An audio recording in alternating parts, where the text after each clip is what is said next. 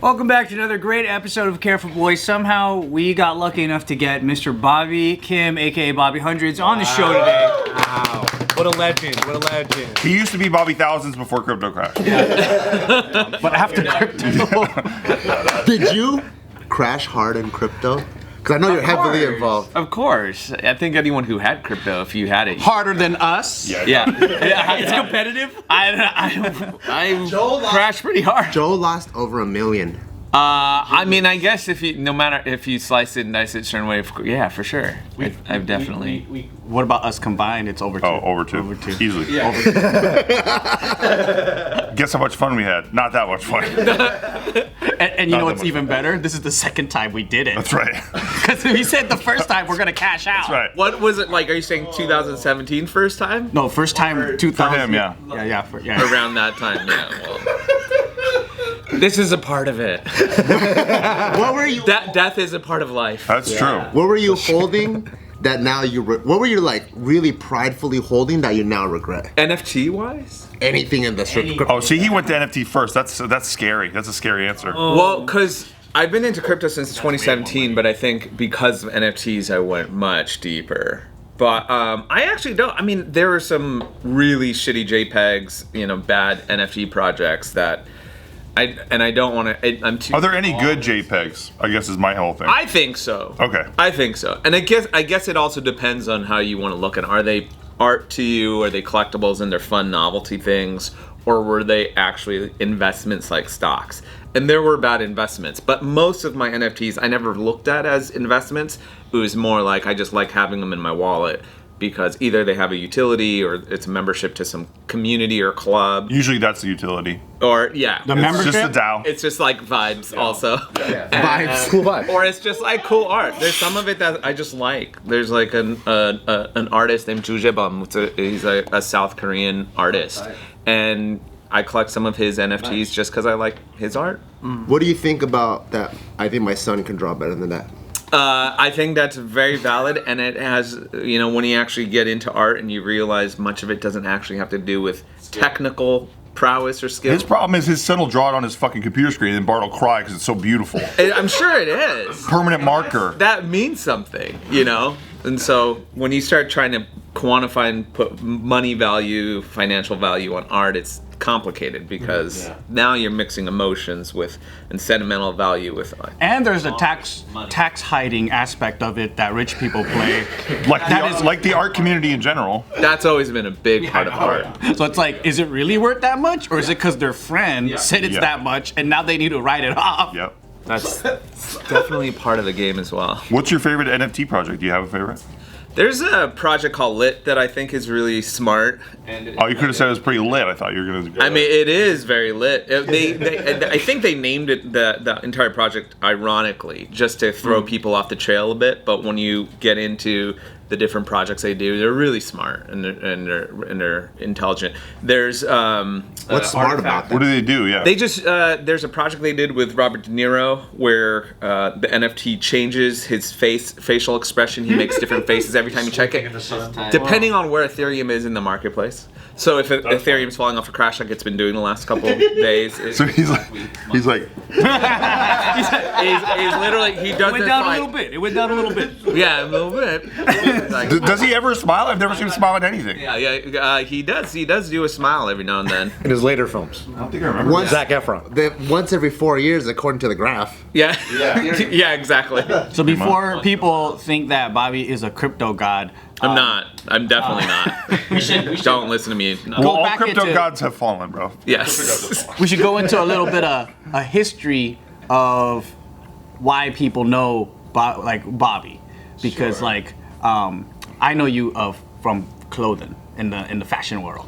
Clothing. Ooh, I like how you dropped that G. Is that how you came up? I came up in clothing and fashion. Yeah. And I'm wearing his brand. Wow. I think The Hundreds. Wow. You should be our lookbook model. Thank you. I will. That was a joke. He was joking. I won't He was even joking. charge. I won't even charge it. Yeah. I know. I've been discovered today. I got a big laugh out there, actually. We do get a lot of those messages from kids saying, "I will model for you for free," and I'm like, "Why would we want you to model for us? It's gonna cost you. Yeah, that actually costs us. That's another. Do you guys get this? I'll come work for you for free. Yeah. And I'm like, Because do you that's know? what we're I'm taught. giving you. I'm training you for free. That's what it sounds like. You know, like why would I do That's that? like the thing now. They're like it's like when they watch those hustler videos. They're like, you know what you gotta do is you gotta learn how to work for free, man. And then when you work for free, then you just fucking learn. I want to see your Gary V impression. Can you do your Gary V impression? Nah, I'm not good. The new thing too, though, is that they'll do that first thing where they're like, "Hey, I want to work for you for free. I'm gonna fucking hustle," and then they'll watch like some TikTok video, like 2 days into working for you, where it's like, if you're working for free, you're getting ripped off, and they're like, I'm getting fucking scammed. It's a 2-day turnaround. So much conflicting content. Yo, I need to get a paycheck, man. I'm not respecting myself. But you get a good 2 days of free work. Yeah. The best work of 2 That's hilarious, dude. Yeah, I mean, but I got in through fashion, and speaking of arts, I think I was an artist first. As early as I can remember, I was drawing, I was attracted to the arts, and I never thought I could make a living doing that just because I was conditioned from my parents and my Korean immigrant parents and my teachers and people in my neighborhood that were like, you're never going to make a living being an artist. Even my school counselor, I remember, she's just like, no, you should definitely not go down this path. It's hopeless. And I think that was kind of the logic at that time. I grew up in the 80s and the 90s, and there just weren't a lot of inspirational role model stories of kids making it, being an artist, and like building successful careers and being entrepreneurial. But our generation did that, right? Like we figured out how to make businesses and thriving economies work around your passions and like being creative and artistic, and that wasn't the case. You know? Did you have Korean parents that whooped your ass? Whipped my ass almost every other day. Yeah. Do you pass on that lovely Korean tradition at all? I do not. It was so traumatic. And I've been unearthing so much trauma for the last 30, 40 years through deep therapy just to get out of that mess. Did your parents ever rip up your illustrations when you were a kid? I didn't. They didn't rip them up because they didn't know I was doing it because I had to hide drawing. You have to hide the drawings? Yeah, and a lot of kids' childhoods at that time where you were hiding under your covers, reading Playboys, or you know, like under your bed, and your parents were like, "Where are you?" And you're like looking at Hustlers. You're just down there with charcoal pencils. I literally was. Disappearing ink. I would have to. Drawing naked women. That's what. I'd have to like listen, you know, like you're watching porn and you have to be like really like sensitive to like, is someone coming down the hall, you know? But I was doing that for drawing. Like I was just like, someone coming down the. Looking at the door every 2 seconds. Exactly. Just like He's like a prisoner that can't have. couldn't draw. You can't So draw. that's how much it meant to me when I was finally able to draw for a living, and it was liberating. It was I was actually making money drawing, and then at that was, people asked me what was the moment that I knew I made it, and I'm like, that was probably the happiest day of my career, and I was like just starting. We were making enough money to pay them rent, and then I was like, I can draw forever, and that's all. So all your first designs you drew? Yes, for many years actually. The first several seasons of the Hundreds, I designed almost everything head to toe, all the cut and sew to graphic T-shirts, beanies, and headwear, everything. Yeah. In a fit of irony, have you ever drawn your parents and then given it to them?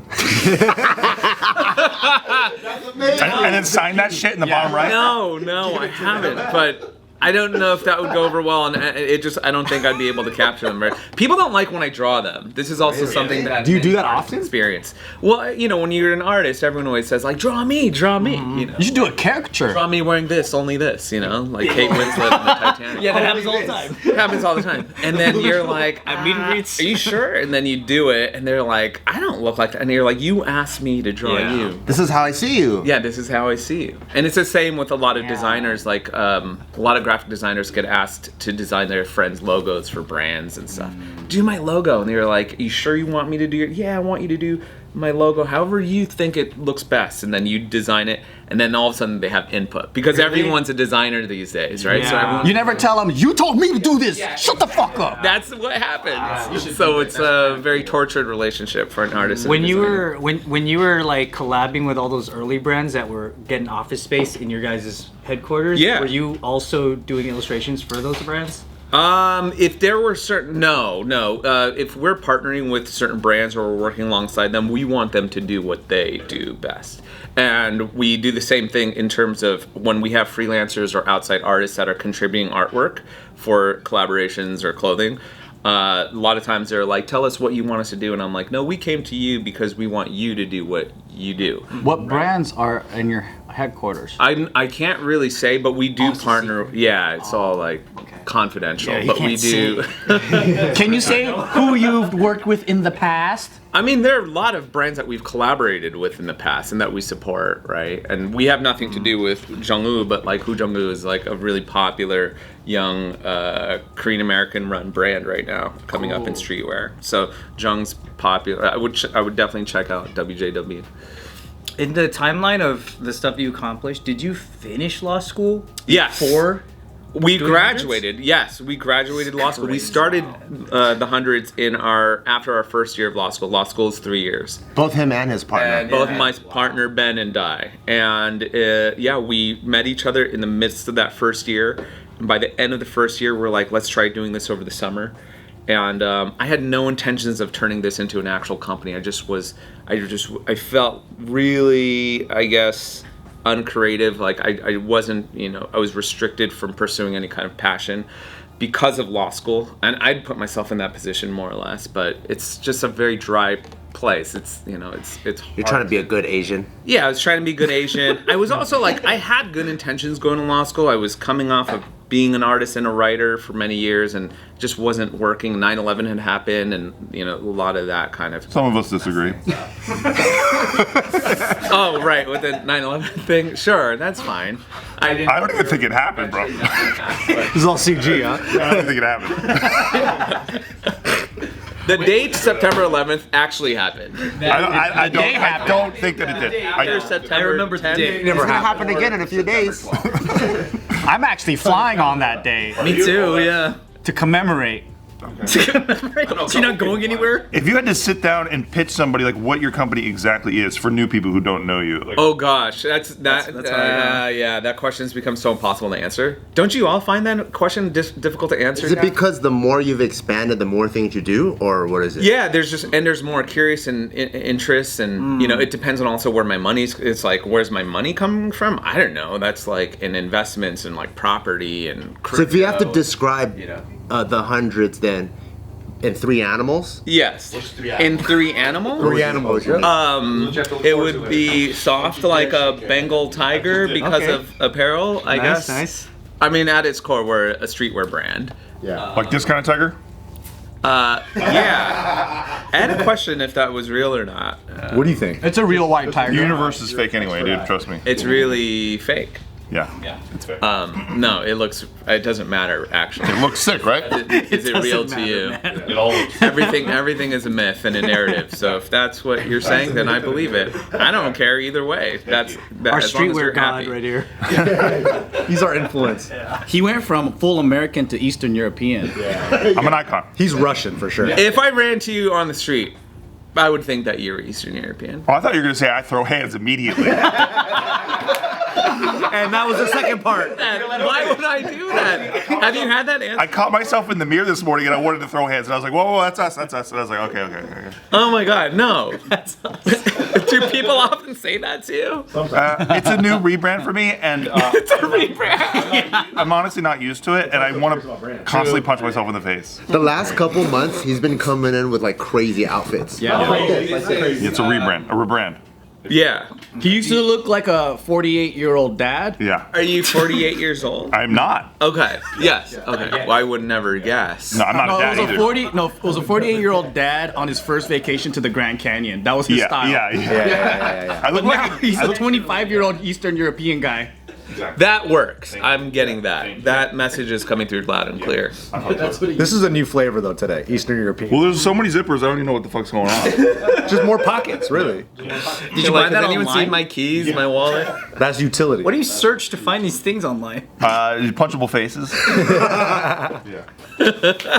What was it about art that your parents didn't like you doing it? I just think that was the narrative. Speaking of narratives, that was the narrative at the time. You know, your parents, for those of us who had immigrant parents, especially for second generation that were coming here, they sacrificed everything so that their kids could pursue this career of becoming a professional or a doctor, you know, government person or whatever it is, and then you're like, no, I'm going to sit in the corner of a room and draw pictures. There really were not many examples of that in that period of time. You just thought it was like a waste of time. Like I came all the way over here for you to do this. Yeah, you know, the entrepreneurial spirit definitely wasn't that deeply rooted back then. I was watching Forrest Gump. This is kind of a dumb story, but it'll make sense in the end. I was watching Forrest Gump this weekend with my son. First of all, I didn't remember how much of that movie was a love story. It's like every 5 seconds it defaults back to the Jenny thing, and my kids were just like rolling their eyes, like, what is this? Gross. But I was trying to explain to them, I'm like, this, does that matter? Well, I think that somebody's... Apparently, you guys are located next to a dentist. They're coming for our gold bars. That movie is a cross section of American history, right? So I was explaining every decade. I'm like, the 50s were about 60s. There was war and like political turmoil, and then like the 70s, the hippie movement, right? And I was like, the 80s. I would fall asleep if I heard all that too. Right, exactly, and like half of the. I think watching a movie with my dad sucks now.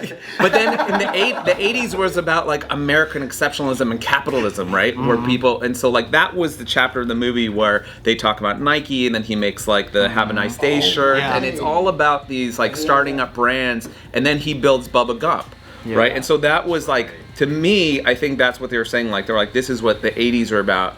And so, but before that, you didn't have that as a part of American history. It was just like, here's your career path and this is what you follow, right? Like you're a GM guy, you work at GM for 80 years, you get a gold watch, like that's what you do, and you shut your mouth about it. So all our immigrant parents coming here were like, we're just grateful to be here, keep our head down so nobody notices us. Let's just lock in a profession and just keep our mouths shut, you know? And then I'm coming around like, no, I want to be this, I want to be, you know, I want to be an artist, or I want to start a skateboard company, which is what I wanted to do when I was growing up. And my parents were like, no, that's never been done before. Thankfully, like, we all did that over the last 2 decades to where our kids are like, I can do anything now, right? They're watching Bart being like, I want to be just like Bart. No way. Fitness influencer. Fitness guru. Strong and handsome. So now that is there like anything that you want your kid to be, or even hope that he does? Anything he wants to do, you know, I hope that we can all figure out how to make it work together. He'll figure it out. They'll figure it out on their own. I have 2 boys, but I've always told them, do whatever you want to do, as long as you're happy and passionate about doing it. We'll figure out a way. What if their goal in life was to be lazy? Well, even that, I feel like we can somehow turn into, because I think my children are very lazy. I'm incredibly lazy. And I think most of us who work really hard are actually lazy. Like, I work so much just so that I can lay down as much as possible, right? Just like, how much time can I build into my day to lay down? And so it's just like, if I hire more people to do that job, then I can lay down a little bit longer. And then you have more inspiration to do more dream shit. Yeah. And then you're like, wait, it's going to take work to achieve these dreams. And then, so I got to get up and like, right, it forces me. So there is, I think, an exchange there, because a lot of the hardworking people I know, they don't actually get that far. They do good working for other people, right? They like are good as staff and employees, and like they have like a really successful career like that. But I think a lot of founders and owners and like startup people are actually pretty lazy. They aren't good working for other. Like, I was the worst employee at every job that I had before I started the hundreds. I just was like literally falling asleep at my desk at all my internships, and I worked for the city attorney for a whole summer, and literally my boss would come out and find me like literally sleeping on the desk, and I was just like, I gotta figure out a way. I was just sitting there drawing all the time, and I was like, I gotta figure out a way to work for myself so that I can sleep all the time. Wow. That's the secret of business. That's the secret. But isn't that kind of like working for other people? It kind of does make you feel lazy, because it's like you don't get to necessarily reap the rewards Unless you're somewhere that's structured really nice, right? Like usually it's like, yeah, I'm working for somebody else so I can get to the point where I can make my own thing, if that's what your mindset is. Yeah, that's a conversation I have a lot, especially the last couple of years as more and more people are going through this crisis or just having these breakthrough moments of, do I want to work at a company or do I want to work for myself? Do I want to work from home? Do I want to go to an office? And I've been having this a lot with staff that have been coming in and out too, because I think the pandemic just forced a lot of people to reckon with, do I want to stay in the same building for the rest of my life and work for somebody else? Do I want to pursue my dreams? And I think there's actually a beauty to both. A lot of people who are employees or work for someone else, they want to be founders because they look at that as freedom. And I'm always just like, are you kidding me? Like, I wish I could be like you. I wish that I had the wherewithal and the passion to be able to work for a company and a team. And like, I've just never been a good team player growing up. I couldn't do any, team sports were not for me. I had to do individual sports. And the same thing with companies. I didn't know how to work with other people. That's why I became a founder.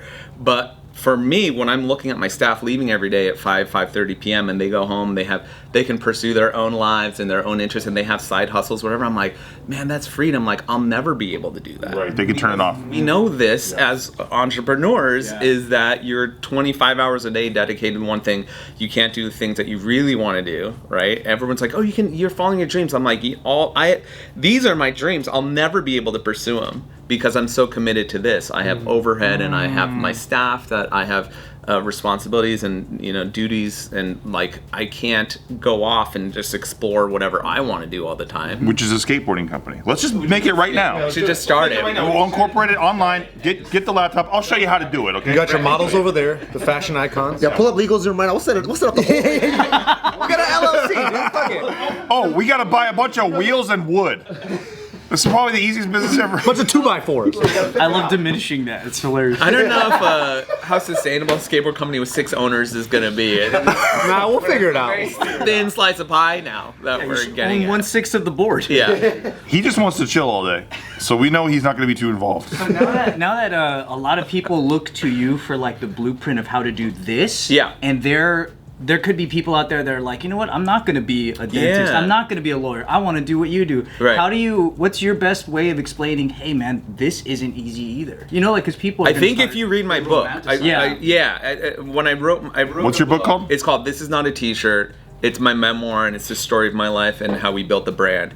But when I wrote it, everyone expected it to be, it's your success story, or it's about all your wins and victories. And I was like, it's actually a failure story. It's just like all about hardships and how we kept messing up over and over and over again, and how to pick ourselves up, adapt, and pivot, which is every day in this game, especially every type of business now. You have to reinvent yourself every single day just to keep your head above water, just to stay relevant. And things are moving so fast. And so when you read that book, I think it's a pretty honest depiction of what it's like. It's not this massive corporation. We're still a mom and pop shop every single day. Like, I still run the business like it's day one. Like, we don't have any backers or investors in the company. We've never had. And so I think it might be helpful to read that, and also just talk to other people who are founders and understand how hard it is. The grass is always greener on the other side. I would love to be a staff person somewhere at a company, be a part of a team that's, I think there's something really noble in that, in everyone working together to build something. And if something ever goes wrong with that company or brand, you can rip cord and pull right out of that and start your other dream, right? I'll never be able to do that. I'm forever tethered to my company, no matter what it does. I could sell my company today, in 30 years, people are still gonna be like, you're the guy from the hundreds, right? And That failed it. And that failed it. Or even if it's You'll never make a skateboarding company. You're a loser. even if it's successful, like, that will always eclipse whatever else I do. All right, I can start like the world's best coffee company tomorrow, and people are still gonna be like, Mark, I remember when you were dancing around in your underwear, and it's just like, I'm a very successful actor now, and it's like, I'm Mark Wahlberg. No, for me, you're Calvin Klein model, Marky Mark, forever, right? And so these are things that you always have to think about. It's not always what it seems to be like a founder or owner. Everyone wants that, I understand. And they also think there's more money in it. That's also the other myth and mirage of the whole thing. People are always like, because when I say this, I always say, like, you can also always not start a brand. You can also always not start your own company. Your dream can be also working with some other people. But they're like, you're just trying to like keep all the money for yourself, and you're trying to hold others down. I'm like, I make less money than some of my employees. right? And in the long run, like I lose a lot more money than people can save and invest, and like I'm constantly pouring all my life savings back into this work. There are months where I have to skip paying myself just to pay the rent and like keep the lights on, and people don't see that part. Dang, this guy's not a very good businessman. Wow.